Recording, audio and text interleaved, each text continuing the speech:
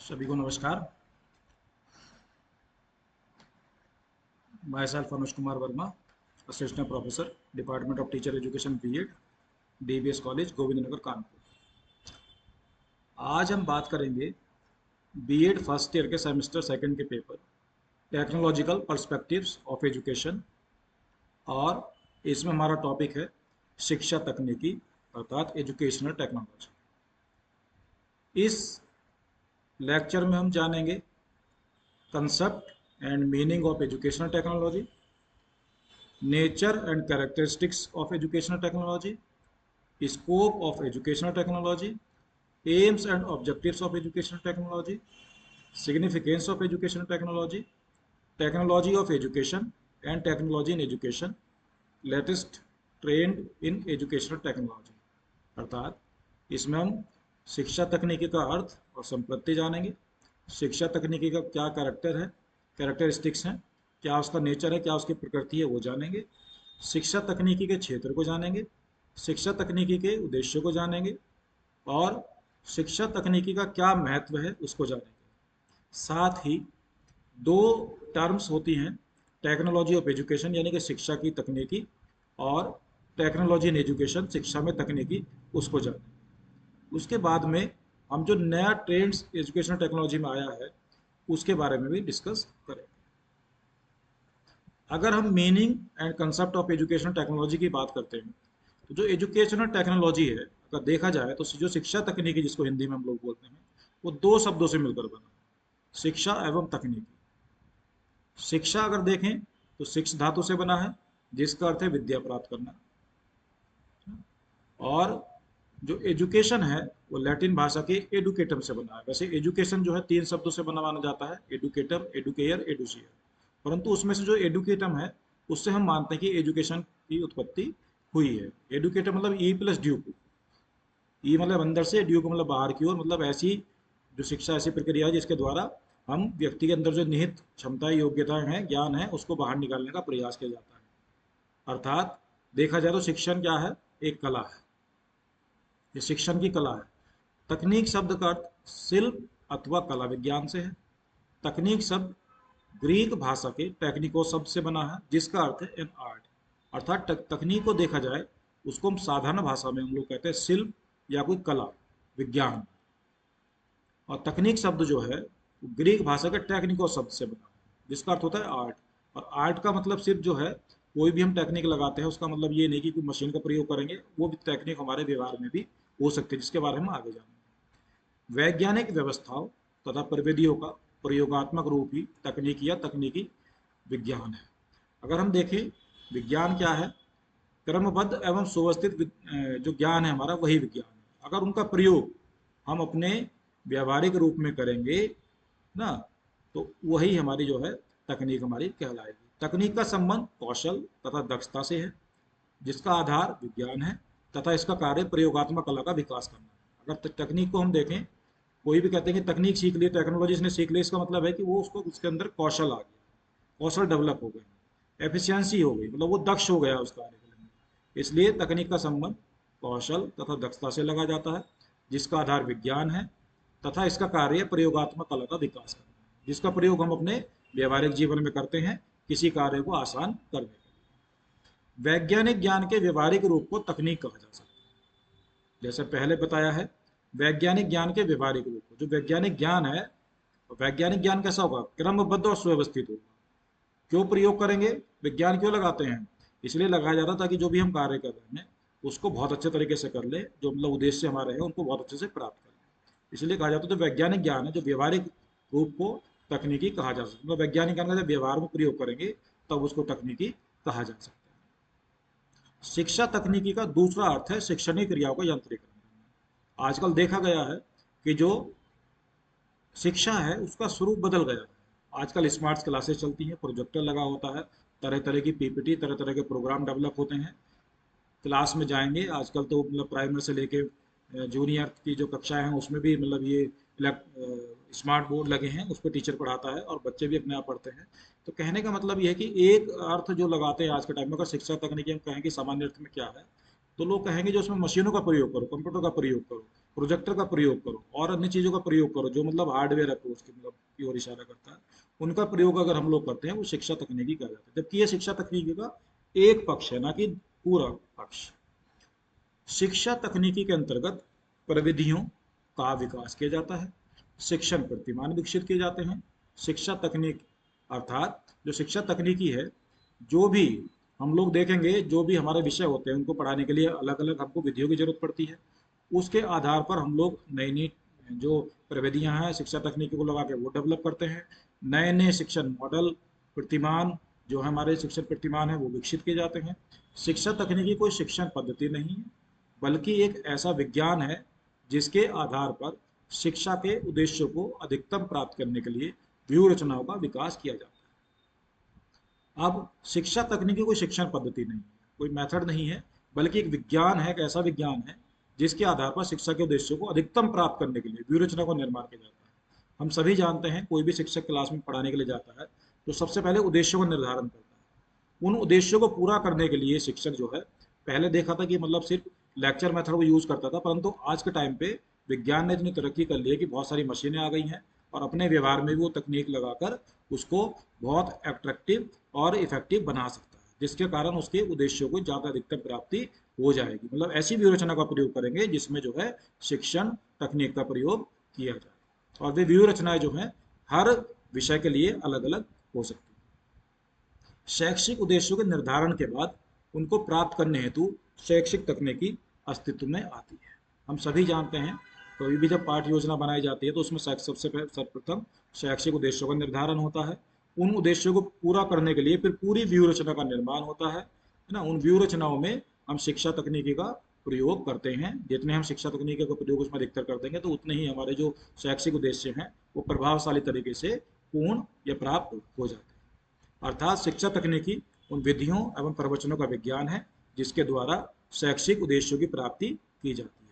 अर्थात लास्ट में हम देखें तो शिक्षा तकनीकी क्या है, भाई शिक्षा तकनीकी के द्वारा हम व्यूह रचना का निर्माण करेंगे, उसको प्रयोग करेंगे शिक्षा तकनीकी का। उसमें क्यों प्रयोग करेंगे? क्योंकि ताकि हम शैक्षिक उद्देश्य हम अधिकतम रूप से प्राप्त कर सकें। मतलब उन सभी विधियों प्रवचनों का एक संगठित रूप है जिसको हम लोग शिक्षा तकनीकी लगाकर अपने शैक्षिक उद्देश्यों को प्राप्ति कर सकते हैं। अगर शैक्षिक तकनीकी परिभाषाओं की बात की जाए तो बहुत सारे विद्वानों ने इसकी परिभाषा दी है। S Kulkarni, educational technology may be defined as the application of the laws as well as recent discoveries of science and technology of the process of education. जो एस कुलकर्णी है वो कहते हैं जो शिक्षा तकनीकी है may be defined as the application of the laws as well as recent discovery. मतलब उनका प्रयोग किसका, जो नियम है और जो नई नई खोजें हो रही हैं ऑफ साइंस और टेक्नोलॉजी की, उनका प्रयोग कहाँ प्रयोग करेंगे? प्रोसेस ऑफ एजुकेशन, यानी कि शिक्षा की प्रक्रिया में जब हम इनका प्रयोग करते हैं। किसका प्रयोग करते हैं? Application of laws and as well as recent discoveries of science and technology, उसको ही क्या बोलते हैं हम लोग? Educational technology. तो प्रयोग क्यों किया जाता है? अपनी टीचिंग को इफेक्टिव बनाने के लिए, टीचिंग लर्निंग प्रोसेस को ईजी बनाने के लिए, जिससे हमारे जो शैक्षिक उद्देश्य हैं वो आसानी से अधिक मात्रा में प्राप्त हो सके। GOM लीथ, उन्होंने कहा कि educational technology is the application of scientific knowledge about learning and the condition of learning to improve the effectiveness and efficiency of teaching and learning. अर्थात उन्होंने कहा कि जो एजुकेशनल टेक्नोलॉजी है, एप्लीकेशन ऑफ साइंटिफिक नॉलेज, यानी कि जो scientific ज्ञान है, जो वैज्ञानिक ज्ञान है, जो वैज्ञानिक पद्धति है, उसका प्रयोग है about learning and the condition of learning, यानी कि लर्निंग और सीखने की जो अधिगम की जो स्थिति है, किसको इम्प्रूव करने के लिए? To improve the effectiveness and efficiency of teaching and learning. Teaching शिक्षण अधिगम की जो इफेक्टिवनेस है या एफिशिएंसी है, उसको इम्प्रूव करने के लिए शिक्षा तकनीकी का प्रयोग किया जाता है। शिव के मित्रा की बात हम लोग करें, educational technology can be conceive as a science of techniques and methods by which educational goals could be realized. अभी जैसे हम बात कर रहे थे, जो शिक्षा तकनीकी है उसका मुख्य उद्देश्य है शैक्षिक उद्देश्यों का की अधिकतम प्राप्ति। उसके लिए हम क्या करेंगे? तो शिक्षा में जो भी हमारा साइंस है उसकी टेक्निक्स लगाएंगे, मेथड्स लगाएंगे, जिसके कारण हम लोग शैक्षिक उद्देश्यों की अधिक से अधिक प्राप्ति कर सके। जब हम शिक्षा में ये साइंस के टेक्निक्स और मेथड यूज करेंगे शैक्षिक उद्देश्यों की प्राप्ति के लिए, उसे ही शिव के मित्रा ने कहा है educational technology. John P DeCecco वो कहते हैं कि educational technology is the form of detailed application of psychology of learning to practical teaching problem. अर्थात शिक्षा तकनीकी क्या है? डिटेल्ड एप्लीकेशन ऑफ साइकोलॉजी, मतलब यहाँ साइंस की नहीं, मतलब साइकोलॉजी की बात करें, साइकोलॉजी लॉ की बात करें, of learning to practical teaching problem. जो भी शिक्षा की समस्याएं हैं, जब उसमें हम लोग मनोविज्ञान के जो नियम हैं उनको अप्लाई करते हैं उन समस्या का समाधान करने के लिए, जिससे हम शैक्षिक उद्देश्यों की आसानी से अधिकतम मात्रा में पूर्ति कर सकें, उसको ही जॉन पी डैक्यू ने एजुकेशनल टेक्नोलॉजी कहा। ब्लूमर कहते हैं कि educational technology is the application of scientific knowledge about learning to practice learning situation. अर्थात शिक्षा तकनीकी क्या है? Application of scientific knowledge. जो ऊपर भी बात की गई थी GOM लीथ द्वारा, वही ये कह रहे हैं कि एप्लीकेशन ऑफ साइंटिफिक नॉलेज, जो साइंटिफिक ज्ञान है, वैज्ञानिक ज्ञान है, उसका प्रयोग है कहाँ? Learning, about learning to practice learning situation. Learning situation में जब हम वैज्ञानिक ज्ञान का प्रयोग करेंगे, उसे ही हम लोग शिक्षा तकनीकी कहेंगे। इसके बाद रॉबर्ट ए कॉक्स ने कहा कि application of scientific process to men's learning condition called educational technology. अर्थात लगभग लगभग सही सभी लोग वही बात कह रहे हैं कि हम किसका प्रयोग कर रहे हैं? Scientific process, scientific knowledge to men's learning condition. जो व्यक्ति है उसके सीखने की जो प्रक्रिया में है ना, जब प्रयोग करेंगे हम लोग, उसको ही बोलेंगे हम लोग एजुकेशनल टेक्नोलॉजी। तो सभी परिभाषाओं ने स्पष्ट किया है कि जो शिक्षा तकनीकी है उसमें क्या किया जाता है? जो साइंटिफिक नॉलेज है, साइंस है, रिसेंट डिस्कवरीज हैं, लॉज ऑफ साइकोलॉजी है, उन सब का प्रयोग किया जाता है ताकि शिक्षा की समस्याओं का समाधान किया जा सके और अधिकतम मात्रा में शैक्षिक उद्देश्यों की प्राप्ति की जा सके। अन्य भी परिभाषाएं हैं। मैथिस कहते हैं कि शिक्षा तकनीकी उन क्रमबद्ध विधियों के विकास को तथा उस व्यवहारिक ज्ञान को कहते हैं जिनका उपयोग विद्यालय में शैक्षिक योजना तथा प्रशिक्षण में किया जाता है। अगर हम देखें शिक्षा तकनीकी उन क्रमबद्ध विधियों के विकास को तथा उस व्यवहारिक ज्ञान को कहते हैं जिनका उपयोग विद्यालय में शैक्षिक योजना तथा प्रशिक्षण में किया जाता है। वही बात है, शैक्षिक योजना हम बनाएंगे, ट्रेनिंग देंगे, जिसका मुख्य उद्देश्य हमारा क्या होगा? वो उद्देश्य होगा हमारा व्यवहार में ज़्यादा से ज़्यादा परिवर्तन होना लाना, अर्थात शैक्षिक उद्देश्यों की अधिकतम प्राप्ति। तो इसलिए जो है, जब भी हम विधियों का प्रयोग करेंगे जिससे हमारे व्यवहारिक ज्ञान को की उन्नति हो सके ना, उसे हम लोग बोलेंगे शिक्षा तकनीकी। I.K. डेविस कहते हैं कि शैक्षिक तकनीकी प्रशिक्षण और शैक्षिक समस्याओं से अपना संबंध रखती है तथा अधिकतम स्रोतों के संगठन हेतु एक अनुशासित और व्यवस्थित उपागम के रूप में सामने आती है। अगर हम देखें कि शैक्षिक तकनीकी क्या है, संबंध किससे है? प्रशिक्षण और शैक्षिक समस्याओं से अपना समाधान रखती है। जैसे हम जानते हैं कि शैक्षिक समस्या आती है, मान लिया कुछ ऐसा पढ़ाना है कि नेचर के बारे में पढ़ाना है, पहाड़ दिखाने हैं, नदियाँ दिखानी, झरने दिखाने हैं। अगर हम उसको सिंपल भाषा में बोलेंगे तो वो शायद बच्चों की ज़्यादा समझ में नहीं आएगा। अगर उसको हम रियली प्रोजेक्टर पे दिखा देंगे उसको, उसके उसके फिल्म को, तो शायद बच्चों की ज़्यादा समझ में आती है। तो बहुत सारी शैक्षिक समस्याएं हैं और तो प्रशिक्षण है उनसे संबंध रखती है तथा अधिकतम, आप देखो अगर मान लो ट्रेनिंग देनी है और 100 संख्या में या 200 संख्या में हमारे जो सामने जो स्टूडेंट बैठे हैं, तो उनके लिए क्या करेंगे हम लोग? हो सकता है हमारी आवाज़ उन तक ना पहुंचे, पर शैक्षिक तकनीकी का प्रयोग करके, प्रोजेक्टर लगा के, माइक सिस्टम लगा के, म्यूजिक सिस्टम लगा के वहाँ तक उन तक अपनी बात पहुँचा सकते हैं इफेक्टिवली। मतलब शैक्षिक तकनीकी जो है प्रशिक्षण और शैक्षिक समस्याओं से अपना संबंध रखती है तथा अधिकतम स्रोतों के संगठन हेतु एक अनुशासित और व्यवस्थित उपागम के रूप में सामने आती है। हेडान ने कहा कि शैक्षिक तकनीकी शैक्षिक सिद्धांत एवं व्यवहार की वह शाखा है जो मुख्यतः सूचनाओं के उपयोग एवं योजनाओं से संबंधित होती है और सीखने की प्रक्रिया पर नियंत्रण रखती है।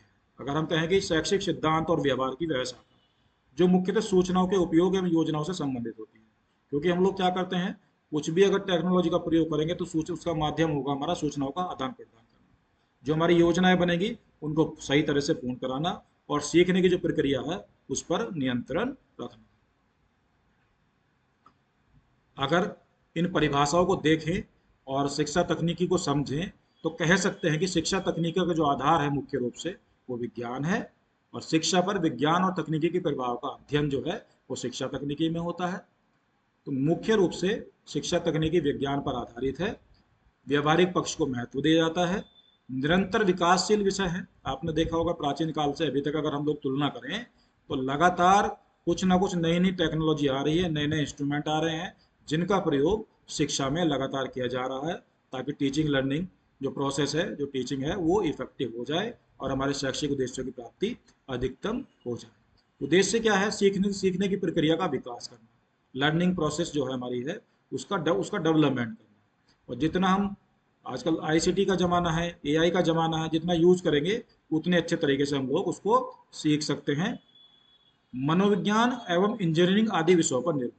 अभी बताया जो शिक्षा तकनीकी सिर्फ इंजीनियरिंग या साइंस पर ही आधारित नहीं है, बल्कि जो लॉज हैं साइकोलॉजी के वो भी इसमें प्रयोग होते हैं। शिक्षक, छात्र तथा तकनीकी प्रक्रियाओं का समावेश है। इसमें क्या होता है, पहले क्या थे हमारी जो शिक्षा व्यवस्था थी उसमें शिक्षक और छात्र होते थे बस, परंतु अब क्या है, शिक्षक, छात्र और जो तकनीकी प्रक्रियाएं हैं उसको भी उसमें जोड़ दिया गया, टेक्नोलॉजी को भी उसमें जोड़ दिया गया। क्रमबद्ध उपागम को प्रधानता। अब साइंटिफिक नॉलेज और साइंटिफिक जो इसमें मेथड्स हैं वो यूज होते हैं, और उनका क्या संबंध है? सीधा सीधा क्रमबद्ध ज्ञान। विज्ञानी किसको कहते हैं? जो क्रमबद्ध ज्ञान है उसी को विज्ञान कहेंगे। तो इसमें जो है अगर टेक्नोलॉजी यूज करेंगे तो क्रमबद्ध रूप में चीज़ों को व्यवस्थित करके हम उसका प्रयोग करेंगे, उसको प्रधानता इसमें दी जाती है। अधिगम के स्वरूपों तो एवं स्रोतों की अधिक महत्व। अधिगम के लर्निंग के बहुत सारे स्वरूप हो सकते हैं। पहले बुक्स को हम लोग सोचते हैं कि सारा ज्ञान किताबों में भरा पड़ा है, परंतु आजकल हम देखें सारा ज्ञान जो ऑनलाइन है, गूगल पे है, कुछ भी सर्च करेंगे वो सब मिल जाएगा। और अधिकतर सारे कार्य आजकल पीपीटी से लेकर सब कुछ जो है एआई के माध्यम से हो रहा है। तो स्रोत जो हमारे सोर्सेस हैं लर्निंग के वो हमारे बढ़ गए। व्यवहारिक ज्ञान की सहायता से प्रभावशाली पद्धतियों तथा प्रविधियों का विकास करना इसका मुख्य उद्देश्य है। शैक्षिक, आर्थिक, सामाजिक तथा तकनीकी आवश्यकता के अनुरूप उपकरणों के निर्माण में सहायता करना। जैसा हमने देखा है कि पहले टीवी और रेडियो मुख्य रूप से चलता था, परंतु वर्तमान समय में इतने सारे इंस्ट्रूमेंट आ गए हैं, प्रोजेक्टर आ गए हैं, नई नई विधियाँ आ गई हैं जिनके द्वारा हम अपनी टीचिंग लर्निंग प्रोसेस को इफेक्टिव बना सकते हैं और एजुकेशनल टेक्नोलॉजी का प्रयोग करके हम अपने शैक्षिक उद्देश्य को अधिक मात्रा में प्राप्त कर सकते हैं। अगर उपरोक्त विश्लेषण के आधार पर कहा जाए कि आखिर शिक्षा तकनीकी क्या है, तो निष्कर्ष निकल के आता है कि जो शैक्षिक तकनीकी है एक विस्तृत शब्द है। इसका तात्पर्य संपूर्ण शैक्षिक प्रक्रिया को योजनाबद्ध कर कार्यान्वित करने में, वैज्ञानिक सिद्धांतों का प्रयोग करने में लाना है। अतः अगर कहें कि शैक्षिक तकनीकी क्या है, तो शैक्षिक तकनीकी शैक्षिक एवं शैक्षिक प्रक्रिया को नियोजित करने, संगठित करने, अग्रसारित करने तथा उनके प्रभावों को भलीभांति नियंत्रित करने के लिए एक सुव्यवस्थित तथा वैज्ञानिक प्रयास कहलाता है।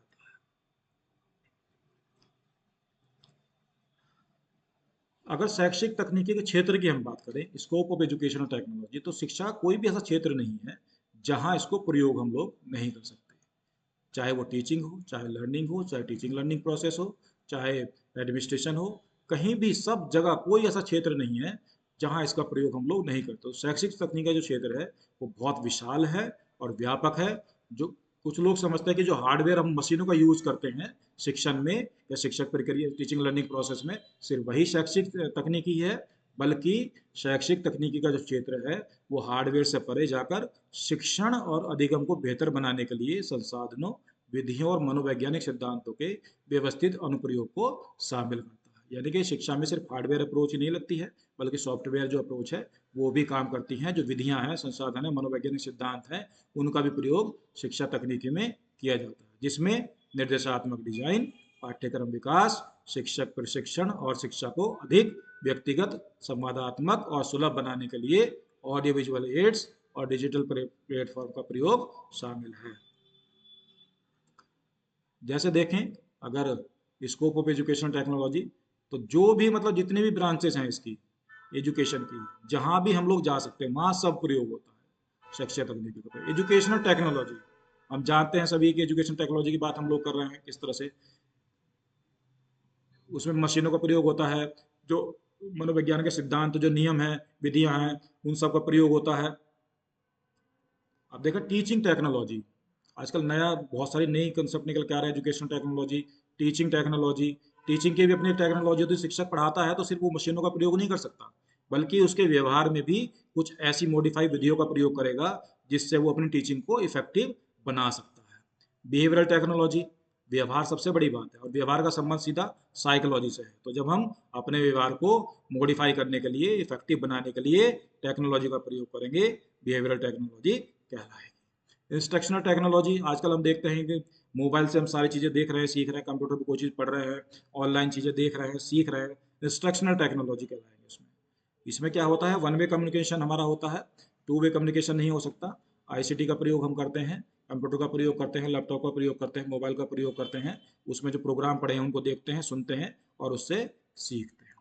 इंस्ट्रक्शनल डिजाइन, अभी जैसे व्यू रचनाओं का निर्माण होता है, कुछ भी ऐसा मतलब कुछ ऐसा बनाना है, ऐसा प्रोग्राम डेवलप करना है, तो उसमें भी हम लोग शिक्षण तकनीकी का प्रयोग करते हैं। ट्रेनिंग साइकोलॉजी, आजकल हम ट्रेनिंग बहुत सब जगह दी जाती है, और ट्रेनिंग में जो है उनके व्यवहार में परिवर्तन लाया जाता है, उन कौशलों को, उन दक्षता का विकास किया जाता है, जिससे उनके व्यवहार में परिवर्तन आ सके, और व्यवहार का संबंध साइकोलॉजी से है, इसलिए जो उसको ट्रेनिंग साइकोलॉजी कहा जाता है। साइबरनेटिक साइकोलॉजी मतलब कहने मतलब ये है कि शिक्षा कोई भी ऐसा क्षेत्र नहीं है जहां हम लोग एजुकेशन टेक्नोलॉजी का प्रयोग नहीं करते।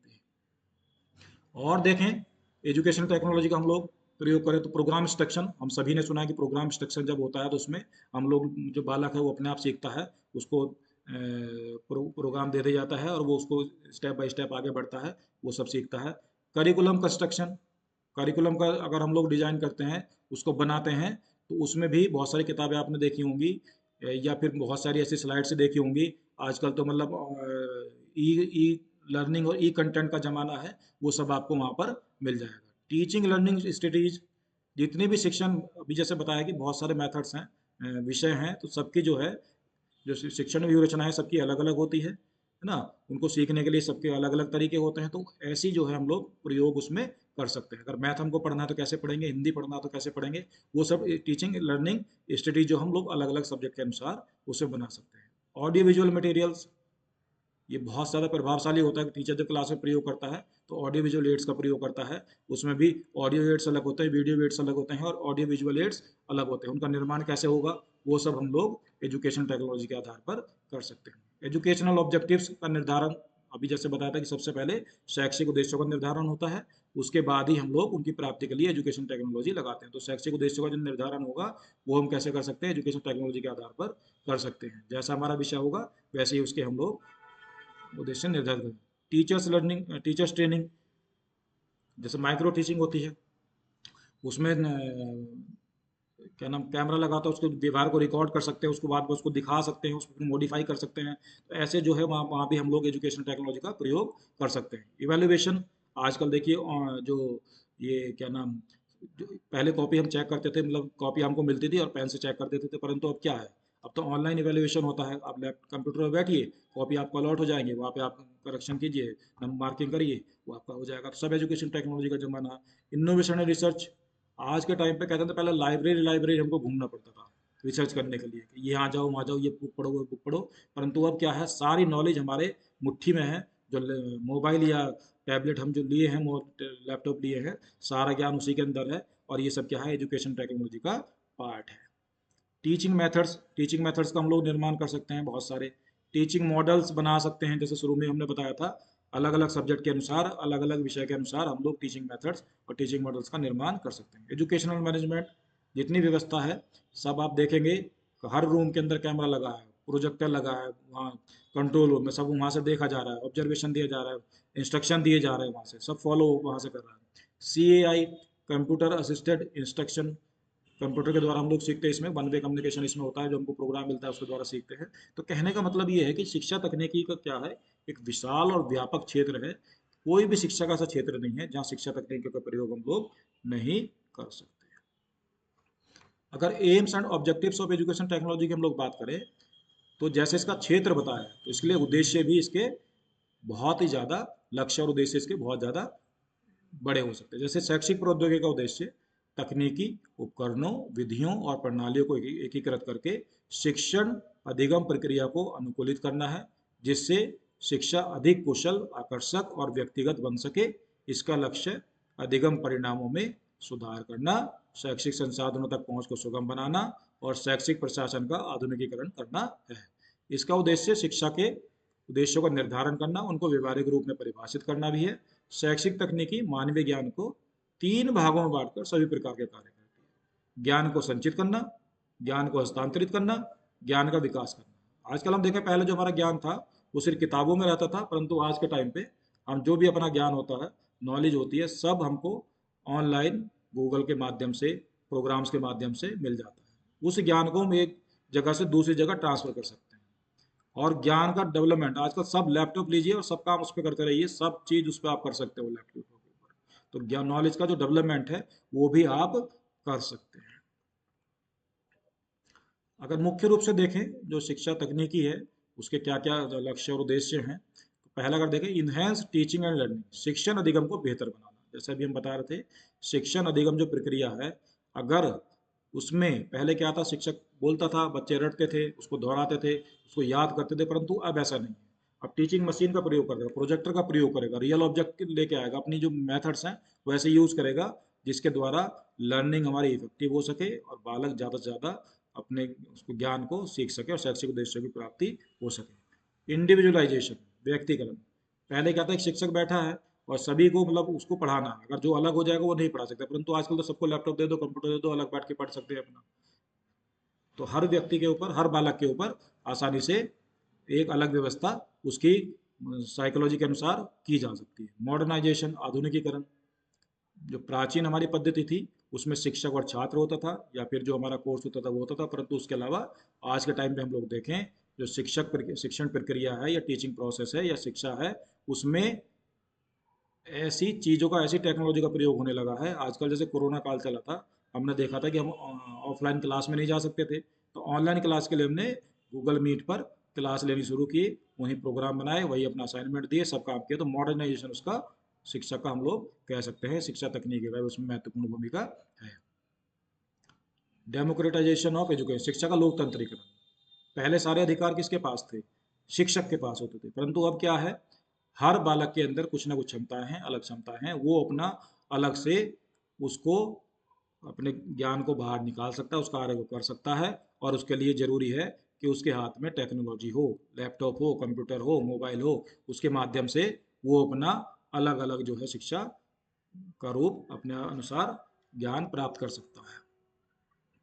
आइडेंटिफाइंग लर्निंग नीड्स, अधिगम आवश्यकताओं की पहचान। हम चाहते हैं कि शिक्षा जो भी, जैसे जैसे समाज हमारा बदल रहा है, हमारी आवश्यकताएं बदल रही हैं, शिक्षा का स्वरूप भी बदल रहा है। बहुत सारे ऐसे फील्ड नए नए आ गए हैं जिनको अलग नए नए कोर्स डेवलप हो गए हैं, वो कोर्स चल रहे हैं, उनको पूरा करने के लिए लगातार संस्थाएं खुल रही हैं। तो इनको पूरा करने के लिए जो है एजुकेशन टेक्नोलॉजी महत्वपूर्ण भूमिका निभाएगी। शिक्षण सामग्री का विकास, अभी जैसे हमने बताया था कि कुछ इंस्ट्रूमेंट ऐसे बन सकते हैं, प्रोजेक्टर जैसे नया बन रहा है, अब तो ई बोर्ड आ रहा है, सब बहुत सारी चीज़ें ऐसी आ रही है जहाँ पर एजुकेशन टेक्नोलॉजी इन सबको बनाने में अपनी महत्वपूर्ण भूमिका निभा रही है। इफेक्टिव इम्प्लीमेंटेशन, प्रभावी कार्यान्वयन। बहुत सारी चीज़ें ज्ञान हमारे पास है पर उसको हम लोग सही तरह से प्रेजेंट नहीं कर पाते, तो अपने ज्ञान को सही तरह से पीपीटी के माध्यम से, फिल्म के माध्यम से, पिक्चर के माध्यम से, बहुत सारे तरीके हैं जिसके द्वारा एजुकेशन टेक्नोलॉजी हमको सहयोग देता है अपने ज्ञान को प्रेजेंट करने के लिए, उसको इम्प्लीमेंटेशन करने के लिए। फैसिलिटेटिंग फीडबैक एंड इवेल्युएशन, प्रतिक्रिया मूल्यांकन को सुगम बनाना। आजकल तो गूगल फॉर्म बना दिया जाता है, उसमें बताइए, सब सूचनाएं भरिए और सब कुछ उसमें संपन्न हो सकता है। तो फीडबैक लेना हो, इवेल्युएशन करना हो, सब एजुकेशन टेक्नोलॉजी के माध्यम से हो सकता है। प्रोवाइडिंग रिसोर्सेज, संसाधन उपलब्ध कराना। पहले कहते हैं, जैसे भी बताया था, अगर किसी को पीएचडी करनी है तो बहुत दूर दूर तक लाइब्रेरी घूमता था कि वहाँ जाएगा, वहाँ से वो किताबें पढ़ के आएगा, वहाँ से मेटल लाएगा, परंतु अब क्या है, सब कुछ आप हम लोग एक जगह से ज्ञान को दूसरी जगह आसानी से भेज सकते हैं ऑनलाइन माध्यम से। और संसाधन सभी के पास, सभी के लाइब्रेरी जो है आपस में जुड़ गई हैं ना, जो भी रिसोर्सेस हैं सब आपस में जुड़े हैं, कहीं भी आपको सर्च कर सकते हो, कहीं भी उसको देख सकते हो। कैपेसिटी बिल्डिंग, क्षमता निर्माण। आज के कहा जाता है कि जो स्मार्ट क्लासेस चल रही हैं, अगर इस टीचर स्मार्ट्स नहीं है, उनका यूज नहीं कर सकता है, तो समझ लो वो टीचर बेकार है। तो वो जो कैपेसिटी बिल्डिंग है वो तभी हो सकती है जब हम एजुकेशन टेक्नोलॉजी का ज्ञान टीचर को हो। अगर इसके महत्व की बात करें हम लोग, इम्पोर्टेंस ऑफ एजुकेशन टेक्नोलॉजी, तो बहुत, जैसे इसका क्षेत्र व्यापक है अत्यधिक, तो ऐसे इसका महत्व भी अत्यधिक बढ़ जाएगा। जैसे prepares students for their future carriers, तो जो छात्र हैं वे अपने फ्यूचर में क्या करेंगे, क्या कर सकते हैं, तो उसको हम लोग डेवलप कर सकते हैं। Helps to support different learning styles, बहुत सारे जो लर्निंग स्टाइल्स है, अब जैसे बताया कि मतलब किसी सबकी साइकोलॉजी अलग अलग होती है, कोई बालक कैसे सीख सकता है, कोई बालक कैसे सीख सकता है, तो उसके अनुसार हम लोग अलग अलग जो है तकनीक अपना सकते हैं बालक को सिखाने के लिए। कोलैबोरेशन कर सकते हैं, यही से जैसे मान लिया यहाँ पे बैठे हैं और यहाँ से जो है दूसरे डिपार्टमेंट को हमको जोड़ना है, उसके द्वारा भी हम लोग सब जोड़कर अपना एक प्रोग्राम चला सकते हैं। आजकल तो देखा है कि जो ऑनलाइन क्लासेस होती हैं, ऑनलाइन कोचिंगें होती हैं, वो नेशनल नहीं बल्कि इंटरनेशनल लेवल पर होती है। तो ये कोलैबोरेशन का ही फल है और जिसके पीछे एजुकेशन टेक्नोलॉजी का काम है। Improves digital citizenship. Digital citizenship, आजकल देखेंगे कि सब डाटा हमारा जो है ऑनलाइन पड़ा हुआ है, सारी चीज़ें, कुछ भी हमारा सारा डाटा है किसी भी प्रकार का, हम सब ऑनलाइन, चाहे हमारा लाइसेंस हो, चाहे हमारी आधार कार्ड हो, चाहे हमारा वोटर कार्ड हो, चाहे हमारा कुछ भी, मतलब सारी चीज़ें हम लोग ऑनलाइन हम लोग देख सकते हैं। हेल्प स्टूडेंट्स स्टे इंगेज, हम स्टूडेंट्स को इंगेज करने में इसका प्रयोग कर सकते हैं। अगर हम सिर्फ लेक्चर मेथड का यूज़ करेंगे तो बोर हो जाएंगे। अगर हम एजुकेशन टेक्नोलॉजी का प्रयोग करेंगे, अच्छे अच्छे चार्ट बना के लाएंगे, रियल ऑब्जेक्ट लाएंगे, अपना ई कंटेंट का प्रयोग करेंगे, ई लर्निंग का प्रयोग उसमें करेंगे, स्मार्ट बोर्ड का प्रयोग करेंगे, बहुत सारी चीज़ों का प्रयोग करेंगे, तो वो मतलब उसमें इंगेज रहेंगे। इनहेंस द लर्निंग एक्सपीरियंस, जो लर्निंग अनुभव हमारे हैं उनकी उसमें उनका विकास करना, मतलब एजुकेशन टेक्नोलॉजी के माध्यम से। Improves access to information, the traditional passive learning model is broken में जो प्राचीन परंपरा है, जो सीखने की परंपरा है, उसको क्या है एजुकेशन टेक्नोलॉजी ने तोड़ दिया है।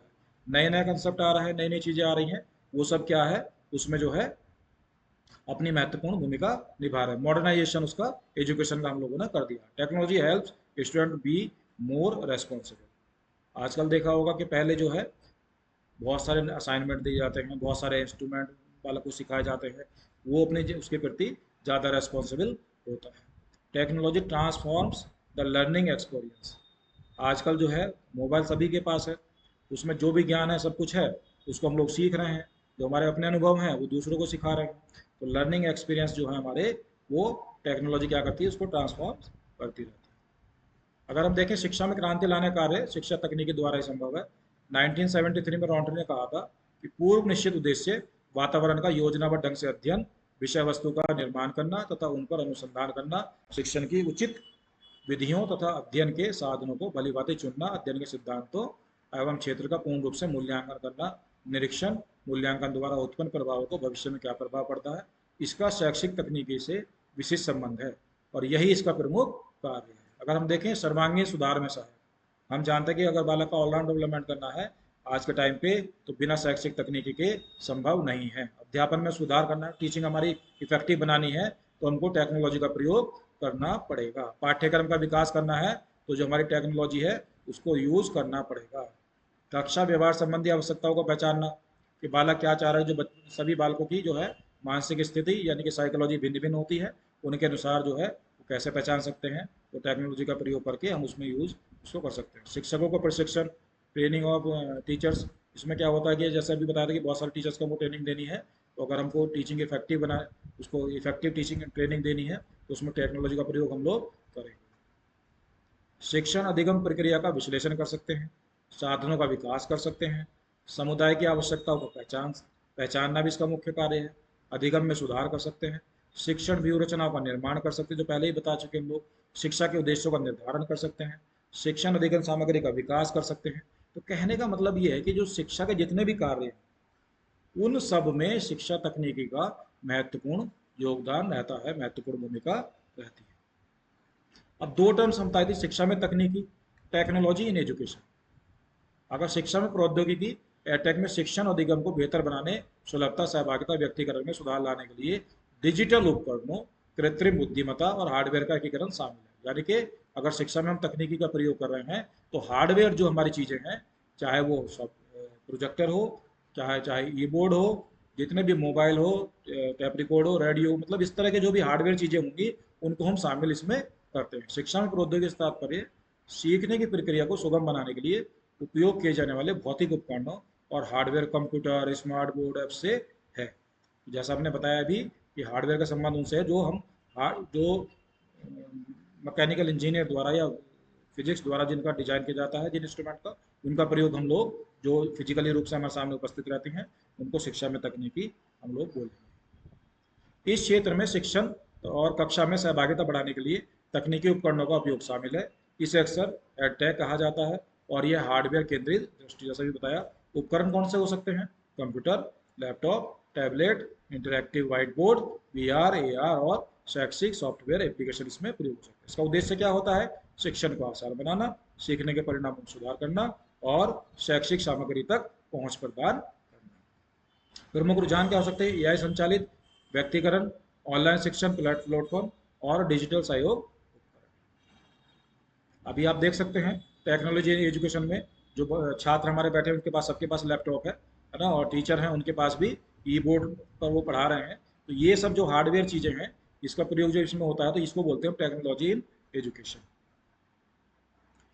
टेक्नोलॉजी ऑफ एजुकेशन की बात हम लोग करें तो शिक्षा की प्रौद्योगिकी शिक्षण अधिगम प्रक्रिया को बेहतर बनाने के लिए शैक्षणिक सिद्धांतों और विधियों, अनुदेशनात्मक डिजाइन, मनोविज्ञान के वैज्ञानिक अनुप्रयोग पर केंद्रित होती है। क्योंकि अभी जैसे बताया कि जो टीचर है, तो कोई भी इंसान है, वो इंस्ट्रूमेंट का प्रयोग कर रहा है, हार्डवेयर प्रयोग कर रहा है, परंतु उस हार्डवेयर को जब तक वो सही तरह से यूज करना नहीं जानता होगा, अपने व्यवहार में उस तरह को टेक्निक नहीं लगाएगा, तब तक उस हार्डवेयर को सही तरह से यूज नहीं कर सकता है और टीचिंग लर्निंग हमारी इफेक्टिव नहीं हो सकती है। तो इसका मतलब है इसमें व्यवहार से संबंधित होता है। इससे सिद्धांत विधियां जो है, जो हम प्रयोग करते हैं, उसमें उसको बोलते हैं टेक्नोलॉजी ऑफ एजुकेशन। इसका तात्पर्य शिक्षा की गुणवत्ता बढ़ाने के लिए शैक्षिक प्रौद्योगिकियों और अधिगम प्रक्रियाओं के बारे में वैज्ञानिक ज्ञान के व्यवस्थित अनुप्रयोग से है। यह प्रभावी पाठ्यक्रम तैयार करने जैसे सॉफ्टवेयर केंद्रित दृष्टिकोण का उपयोग करके कुशलतापूर्वक शिक्षण करने पर केंद्रित होता है। जैसे टेक्नोलॉजी इन एजुकेशन का मतलब है कि हार्डवेयर अप्रोच, और टेक्नोलॉजी ऑफ एजुकेशन का मतलब है सॉफ्टवेयर अप्रोच। जैसे उदाहरण हम लोग दे सकते हैं नियोजित शिक्षण, व्यक्तिगत शिक्षण रणनीतियाँ, पाठ्यक्रम डिजाइन, प्रतिक्रिया तंत्र और कक्षा प्रबंधन तकनीकें। उद्देश्य क्या हो सकता है? केवल मशीनों का उपयोग करने के बजाय मनोविज्ञान और दर्शन पर आधारित तकनीकों का उपयोग करके शिक्षण प्रक्रिया में सुधार। मेन डिफरेंस क्या है टेक्नोलॉजी इन एजुकेशन और टेक्नोलॉजी ऑफ एजुकेशन में? जो इसका दृष्टिकोण है, टेक्नोलॉजी इन एजुकेशन का हार्डवेयर अप्रोच है और टेक्नोलॉजी ऑफ एजुकेशन का सॉफ्टवेयर अप्रोच है।